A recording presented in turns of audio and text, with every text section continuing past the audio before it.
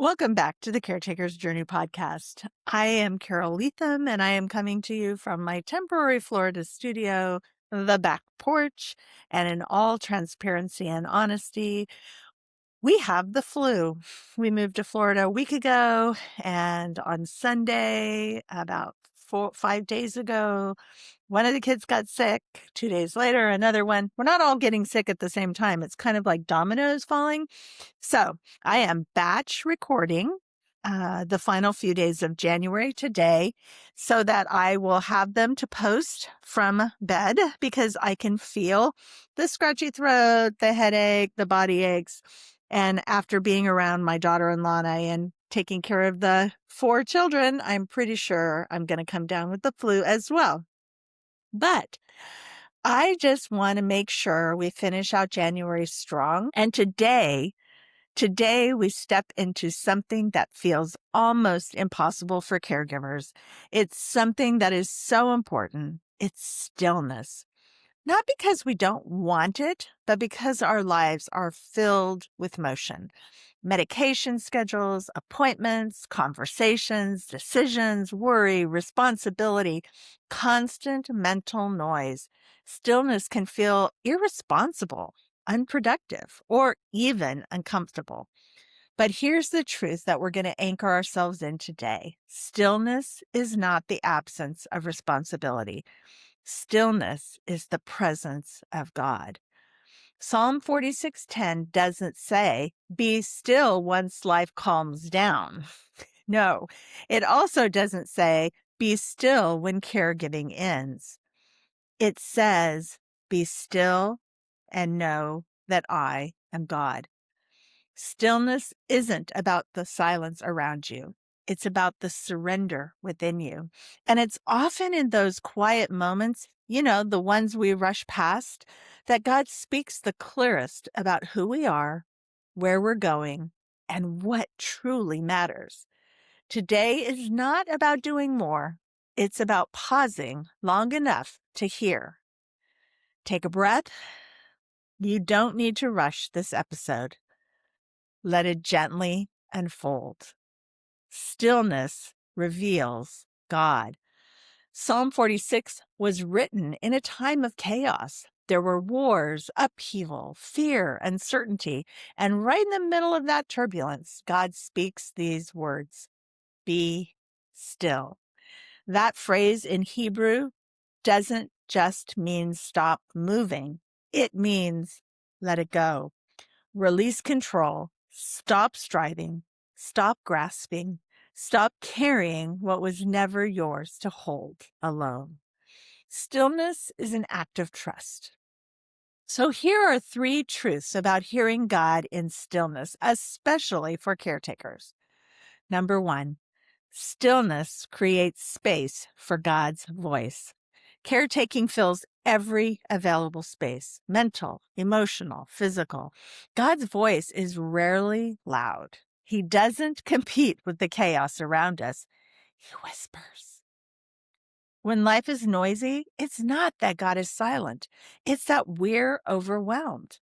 Stillness clears that static. It creates margin for God's voice to rise above the noise of fear, guilt, obligation, and urgency. Sometimes the most spiritual thing you can do is stop talking, stop fixing, stop planning, and simply listen. The second truth, stillness heals the nervous system. Caretakers live in a near constant state of alert. Your body is always ready for the next need, the next call, the next crisis. Stillness tells your body you are safe right now. It slows your breathing. It lowers your stress hormones.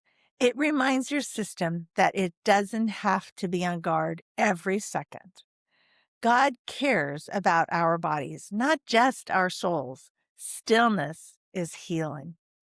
The final truth is this: stillness is where God whispers purpose.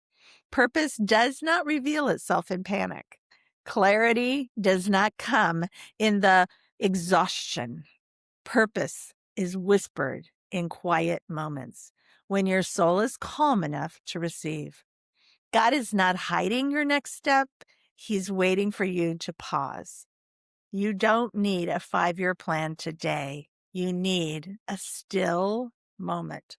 And in that moment, God often says these words: I'm here. You're not alone. This season matters. I see you. Let me tell you a story about a quiet drive. This is powerful and simple.